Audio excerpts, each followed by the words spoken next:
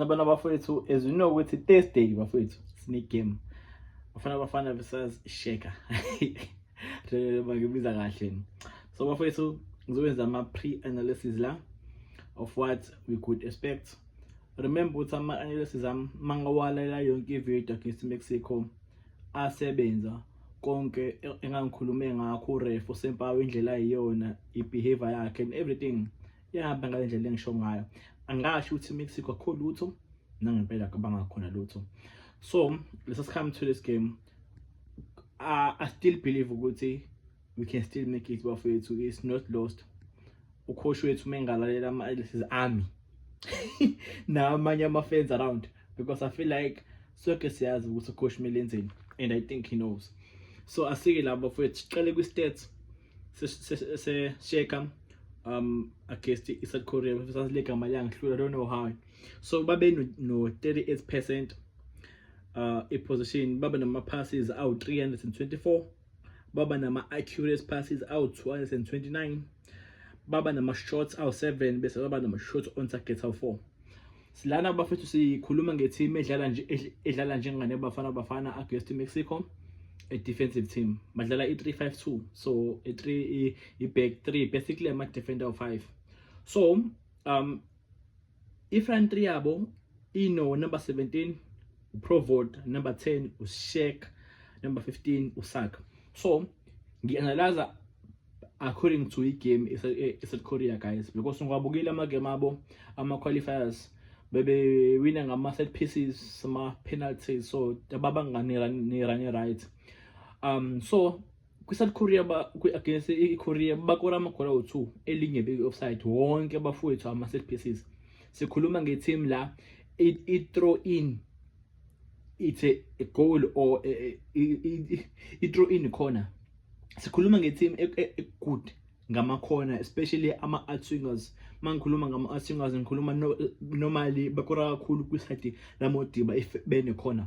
So we are expecting ukuthi ibafana ibe aware. Sikhuluma nge discipline, especially uModiba benomdawo abekho disciplined, benza ama foul, especially uModiba wenza ama fouls angenasidingo. Ngizoyenza enye video ezokhuluma ngo ref. So umda with i-attitude yakhe, especially ukuthinta ukugada isandla sakhe. These are the small things ezokwenza le game. Le game ngeke ibe difficult. I'm not expecting a red card because Ishek will be more disciplined kule defensive approach yabo. Belinde amakhona, belinde ama-spaces, uzobona i-throw in koso ama-defender ayo-attack.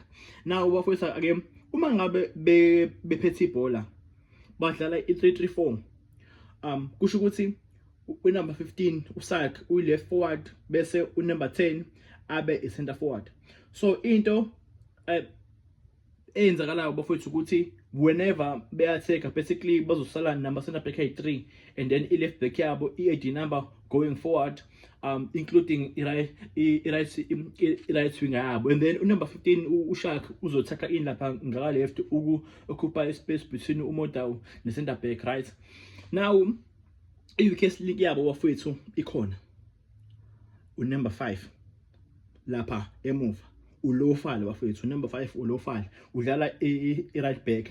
Normally upusha high but akakwazi ucover ukuwela back. He's more like a center back, but bamdlalisa leya role because you know being coward and stuff. So lo mdlalo emele singene ngayo, for me we need Umorem to occupy that left side because ba slow bafowethu kwi pace and bayastructure kubadlala aba technically good 1-2 ama 1-2 la ama 1-2 ungabheki i-height yabo but le nyaweni bastructure bafowethu. Bese bebe nenye futhi center back number 4 ekuthiwa uAtranak, bese kuba number 6 uChalopek, bese kuba number 7 ucaptain wabo udlala ka left uKreji of which yena is better. So ama set pieces abafowethu bakora kakhulu kwi first pole. So we need ama strong headers kwi first pole, is not on the last pole. So we are expecting a game ezobe more boring, especially from them. They won't come to us with uzowin game bazosilinda, because I feel like basibonile ukuthi siyi team eqala, and we mustn't stop ukuqala igame. Ayengeke kubafana bafana, we mustn't stop ukuqala igame as we did usehambile umuntu enkinga. We have the right personnel manje ukuqala ibhola emuva. For me, we tell ukuthi okay, Modiba noMdao do not overlap isidingo singekho. We don't need ukudefenda ngama numbers, because njengoba ngishilo ukuthi bani strike esi1 unumber 10 uShek. So njengoba bene strike esi1, we don't need is inumber emuva. We just need ngoba yena uzongena phakathi kwama defenders. Let me say for me uTel B benoMakhanya. So uzongena phakathi kwaTel B benoMakhanya. We don't need in number emuva. We can just add the number kuma midfielders, because whenever wing back yabo overlap, we would rely kumo Remy beno Apolis to check back umaka umasmara umasphuma ngespeed.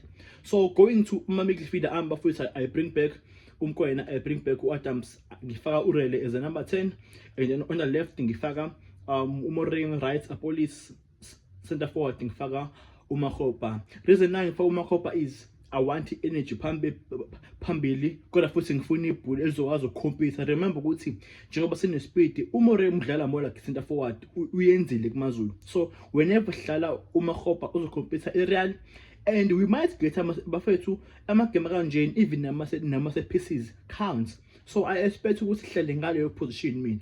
Reason ngidlala umfuke ngila ngaphakathi labantu bazosinika ispace bafethu. They will give us a space to play ibhola lethu.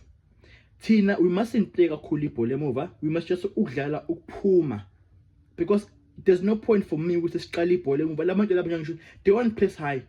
Mhlambe bazoqala bazama ukusipressa igame eqala, because senza mistake, but bazobona ukuthi labantu this time around balungisile. So bafowethu we are going there, but igame izodecide uBros before iqale. Sonke sobe sibheka ama line up, hopefully bafethu izohamba kahle. Danko.